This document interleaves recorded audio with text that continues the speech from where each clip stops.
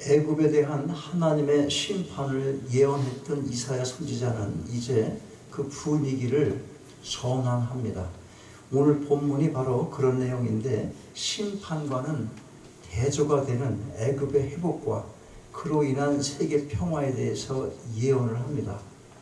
10개의 이방 나라들에 대한 심판 내용들이 강조하고 있는 대로 세계 역사는 절대 주권자신 여호와 하나님의 섭리로 운행되는 가운데 궁극적으로 세워질 완전한 공의와 평화의 나라, 곧 하나님 나라를 향해서 한치의 어긋남이 없이 진행되고 있다는 것을 보여주고 있습니다.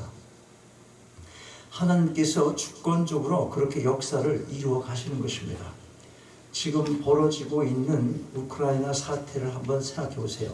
우크라이나가 결사항전을 하기 때문이기도 하지만 최첨단 무기 자랑을 엄청 해왔던 러시아, 지금 처한 상황이 어떻습니까? 애당초 2, 3일 내에 어떻게 점령할 수 있을 것이다, 그렇게 하고 전쟁을 시작했는데 지금 3주가 넘어가죠. 3주가 넘어갑니다. 사람의 생각대로 되는 것이 아니라는 거예요. 우리 인생이 있었어도 여러분 인생 자체, 내 인생 내가 책임진다, 그런 사람이 있잖아요. 자기 마음대로 됩니까? 그게 되지 않아요. 하나님의 주권적인 섭리가 있다는 거예요. 이거를 깨닫는데 오랜 세월이 가는 사람도 있어요. 죽을 때나 아는 사람이 있어요. 죽을 때나. 교회를 다녀도. 자, 16절 말씀을 같이 한번 읽겠어요. 16절 말씀 시작. 그날에 애굽이 분노가 될 것이다. 그들이 만군의 여호와와 흔드시는 손이 그 위에 흔들림을 인하여 떨며 두려워할 것이며. 계속 17절 읽어요. 17절 시작. 유다의 땅은 애굽의 두려움이 되리니 이는 만군의 여호와께서 애굽에 대하여 정하신 모략을 인하여 그 손을 든든 자가 떨리라. 여기 보면 16절에 보면 그날에 이렇게 시작을 하죠. 그날에 어떤 날입니까? 그날 심판의 날입니다. 하나님의 심판 앞에서 전의를 상실한 애굽의 상태가 어떤 것인지를 말씀해 줍니다. 여기 보니까 뭐라고 합니까? 부녀와 같을 것이다. 부녀자, 그러면 여러분 무슨 생각해요? 힘없고, 그죠? 도움이 없이는 살아가기가 힘든 그런 거 생각하잖아요. 그들이 얼마나 무기력하게 되는지를 묘사하는 말입니다. 남유다가 의지할 만큼 정신적으로 군사적으로 대단했던 애굽도 하나님의 심판 앞에서는 아무것도 아니라는 사실을 조소적으로 표현하고 있는 것입니다. 이런 표현은 남유다에게 주는 메시지가 되는 겁니다.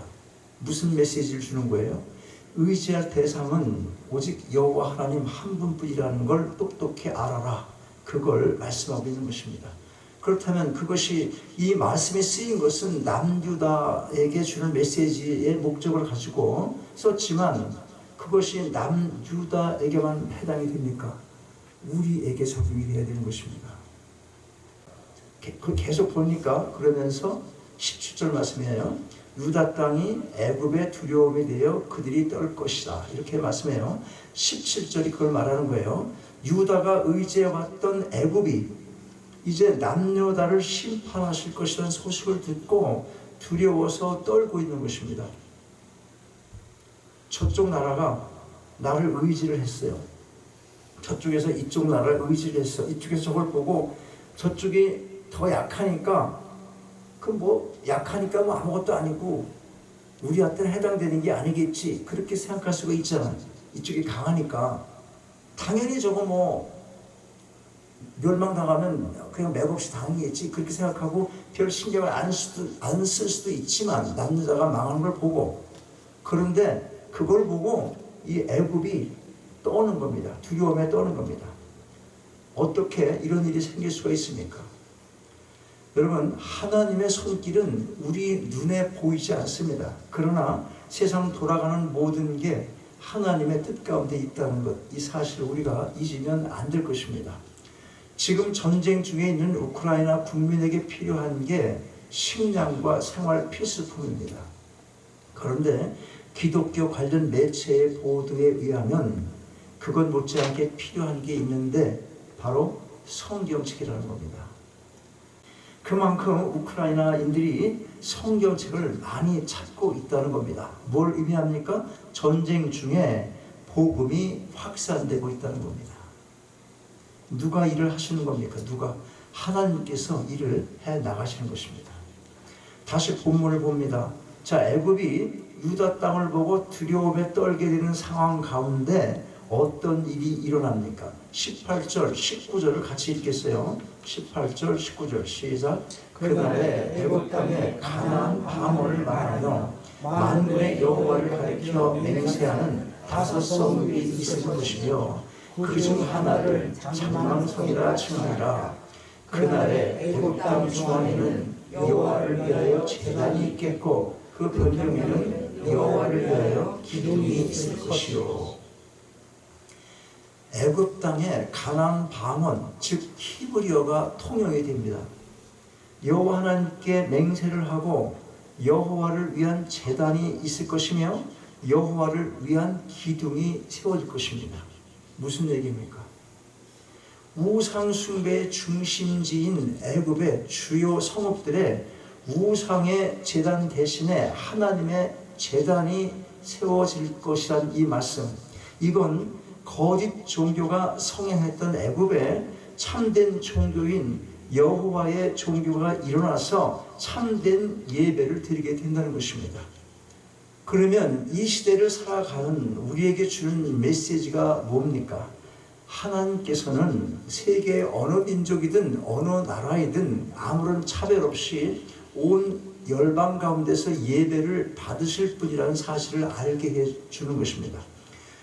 즉 비록 지금은 하나님을 모르는 세계 열방 민족들이 하나님을 무시하고 또한 하나님의 백성들을 핍박하며 억압을 하고 있을지라도 예수 그리스도께서 다시 오실 그날에는 만민이 주님의 발 아래 엎드려 경배하게 될 것을 알게 해주고 있는 것입니다. 이와 관련하여 요한계시록 15장 3절과 4절은 이렇게 기록을 하고 있습니다. 여기 그 내용을 내가 써놨을 텐데 한번 넘겨 이렇게 올려볼까요? 눈으로 읽으세요. 내가 읽을 테니까. 하나님의 종 모세의 노래 어린 양의 노래를 불러 가로되 주 하나님 곧 전능하신 이여 하시는 일이 크고 기이하시도다. 만국의 왕이시여 주의 길이 의롭고 참되시도다. 주여 누가 주의 이름을 두려워하지 아니하며 영화롭게 하지 아니하오리까. 오직 주만 거룩하시니이다. 주의 의로우신 일이 나타났음에 만국이 와서 주께 경배하리이다 하더라. 그런데 주의를 해야 할 대목이 있습니다. 그게 뭐냐면 어느 민족이든 어느 나라이든 그런 것과는 아무 관계없이 만민이나 만국이 와서 주를 경배하게 될 것이라는 이 의미는 온 세상에 존재하는 모든 사람들이 다 하나님을 믿게 된다는 의미는 아니라는 사실입니다. 20절, 21절 말씀 같이 읽겠습니다. 시작. 이것이 애굽 땅에서 만군의 여호와를 위하여 표적과 증거가 되리니 이는 그들이 그 압박하는 자의 연고로 여호와께 부르짖겠고 여호와께서는 한 구원자 보호자를 보내사 그들을 건지실 것입니다. 여호와께서 자기를 애굽에 알게 하시리니 그날에 애굽인이 여호와를 알고 제물과 예물을 그에게 드리고 경배할 것이요 여호와께 소원하고 그대로 나가리라. 압박을 받고 어려움을 당할 때 하나님께 부르짖는 자들이 있는데 하나님께서 그들에게 한 구원자를 보내셔서 그들을 건지시겠다, 즉 구원을 해 주시겠다는 것입니다. 이것은 오늘 본문에서의 애굽 백성뿐만이 아니라 온 세상 민족이나 나라들에게도 똑같이 적용이 되는 것입니다. 다시 말하자면 하나님께서는 온 세상의 하나님이 되시지만 세상에 있는 한 사람 한 사람 모두를 구원하시는 것이 아니라 하나님을 찾으며 부르짖어 구원해 주실 것을 간구하면 그런 사람들을 구원해 주시겠다는 의미인 것입니다. 그러면 누가 하나님을 찾게 됩니까? 그런 질문이 생기죠. 그러면 누가 하나님을 찾게 되는 겁니까? 21절 보세요. 21절 어떻게 시작합니까?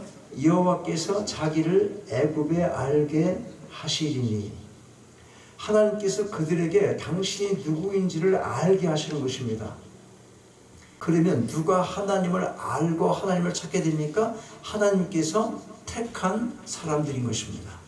자, 그러면 하나님께서 애굽을 택하고 자신을 알게 하신 것이 애굽이 하나님의 마음에 들었기 때문에 그랬을까요?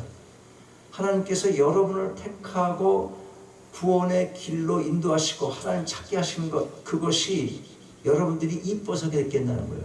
하나님이 보실 때 착하게 살아서, 의롭게 살아서, 죄를 안 짓고 살아서, 왜 그랬겠습니까?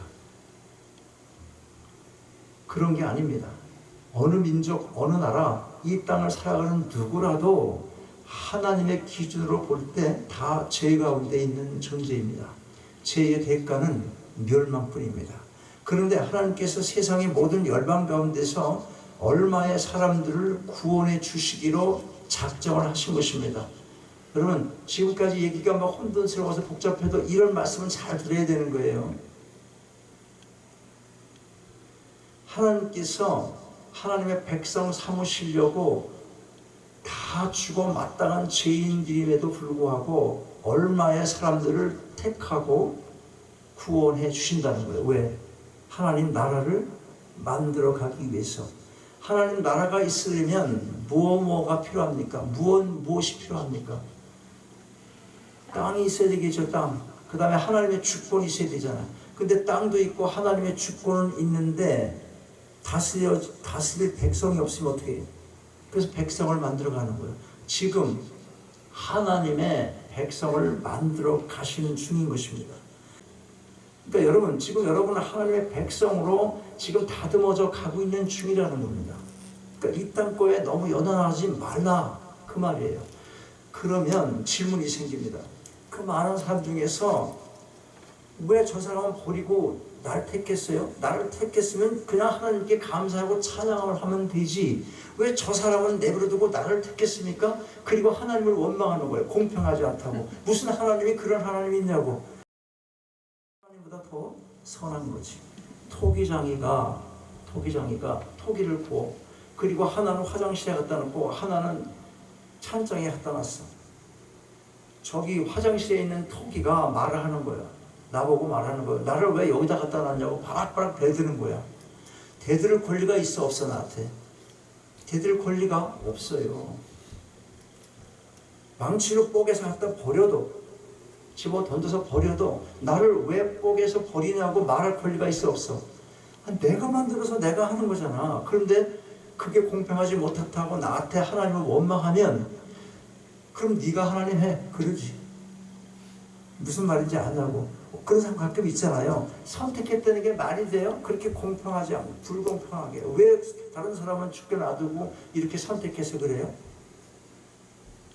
그런 생각이 들면 빨리 바꾸셔야 되는 거예요. 그것은 하나님의 주권적인 계획에 있는 겁니다. 작정, 하나님의 예정 가운데 있는 것입니다. 자, 죄의 대가는 멸망이라고 그랬어요. 계속 이어지는 겁니다. 그런데 하나님께서 세상의 모든 열방 가운데서 지금 금방 설명드린 대로 얼마의 사람들을 구원해 주시기로 작정을 하신 것입니다. 하나님의 선하신 뜻 가운데 예정을 해 놓으셨습니다. 그래서 애굽을 치시기는 하지만 그들을 고치십니다. 그들이 하나님이 누구이신지를 알게 하시고, 그래서 하나님께 돌아와서 부르짖게 하시고 그 간구함을 들으시고 구원을 해주시는 것입니다. 22절 뭐라고 합니까? 22절 보니까 여호와께서 애굽을 치실 것이라도 치시고는 고치실 것이므로 그들이 여호와께로 돌아올 것이라. 여호와께서 그 간구함을 들으시고 그를 고쳐주시리라. 하나님께서 그들을 고치시는 목적이 무엇입니까? 23절 같이 읽겠어요. 왜 우리를 하나님께서 불러주셨습니까? 바로 그겁니다. 23절 시작. 그날에 애굽에서 아수르로 통하는 대로가 있어 아수르 사람은 애굽으로 가겠고 애굽 사람은 아수르로 갈 것이며 애굽 사람이 아수르 사람과 함께 경배하리라. 애굽이 고침을 받고 하나님께 돌아와서 무엇을 하게 된다고 합니까? 하나님을 경배하리라.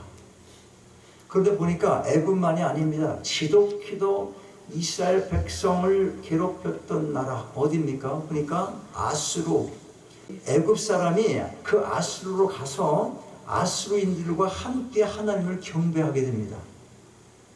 요즘 말로 애굽이 아수르에 가서 선교를 한 겁니다.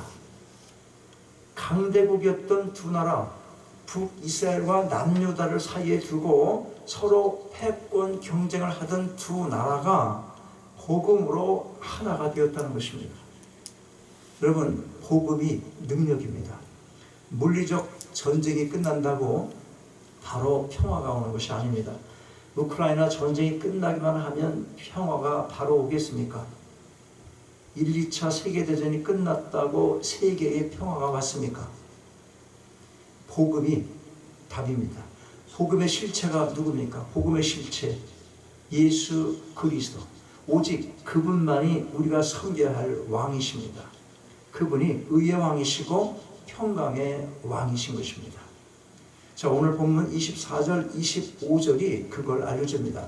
보세요. 24절 같이 한번 읽어요. 시작. 그날에 이스라엘이 애굽과 아수르로 더불어 셋이 세계 중에 복이 되리니 이는 만군의 여호와께서 복을 주어 가라사대 나의 백성 애굽이여 나의 손으로 지은 아수르여 나의 산업 이스라엘이여 복이 있을지어다 하실 것이니라.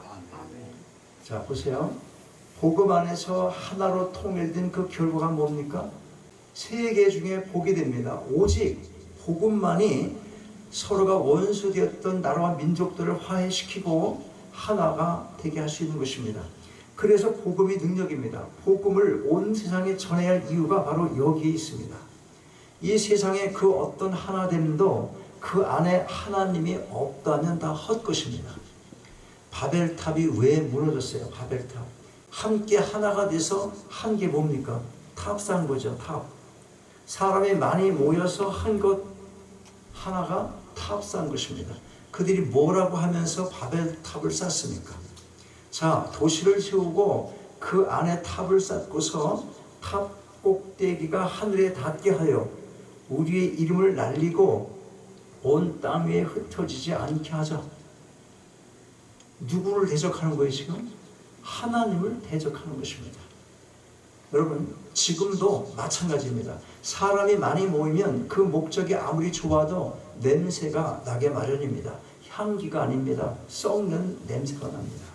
온갖 탐욕적인 본성을 드러내며 별짓을 다 합니다. 교회도 마찬가지입니다. 교회에 복음이 없으면, 그리스도가 없으면 세상의 일반 단체와 다를 게 하나도 없게 되고 마는 것입니다. 사람이 많이 모이는 것, 교회 건물이 크고 아름다운 것, 그 자체가 나쁘다는 게 아니라 복음이 없다면 그것만으로는 진정한 교회의 기능을 감당할 수 없다는 것입니다. 자, 오늘 마지막 25절 말씀 보겠어요. 같이 있습니다. 25절 시작. 이는 만군의 여호와께서 복을 주어 가라사대 나의 백성 애굽이여 나의 손으로 지은 아수르여 나의 산업 이스라엘이여 복이 있을지어다 하실 것입니다. 선민 이스라엘과 이방 민족으로 대표가 되는 애굽과 아수르에게 하나님께서 복을 주십니다. 이스라엘에게만 주어졌던 하나님의 복이 이제 이방 민족에게도 주어지고 있는 것입니다. 여러분, 마지막 때가 오면 온 세계의 모든 민족에게 복음이 확산되고 하나님 나라가 임하게 될 것입니다. 그러나 자동적으로 복음이 전해지는 것은 아닙니다. 그래서 할 일이 있습니다. 뭐겠습니까? 복음을 전해야 하는 것입니다. 아무리 이 땅의 삶이 힘들고 여유가 없다고 해도 이 복음 전도의 사명을 잊고 산다면 믿는 자로서의 올바른 삶의 태도가 아닌 것입니다. 오늘 이스라엘과 애굽과 아수르가 복음으로 하나가 되어서 함께 하나님을 경배하고 복을 받게 되는 이와 같은 하나님의 역사심의 은혜가 여러분 모두에게도 임하게 되시기를 주님의 이름으로 축원합니다. 아버지 하나님, 온 세상이 하나님의 섭리 가운데 주권적으로 운행되고 있음을 다시금 깨닫습니다. 입으로만이 아니라 온전히 하나님만을 의지하는 삶을 살아가길 원합니다. 아무리 세상이 어둡고 모든 삶의 장이 힘들지라도 결코 낭망하지 않게 하시고 오직 은혜 가운데 하나님의 역사하심을 기대하며 믿음으로 살아가게 하옵소서. 주 예수 그리스도의 이름으로 기도하옵나이다. 아멘.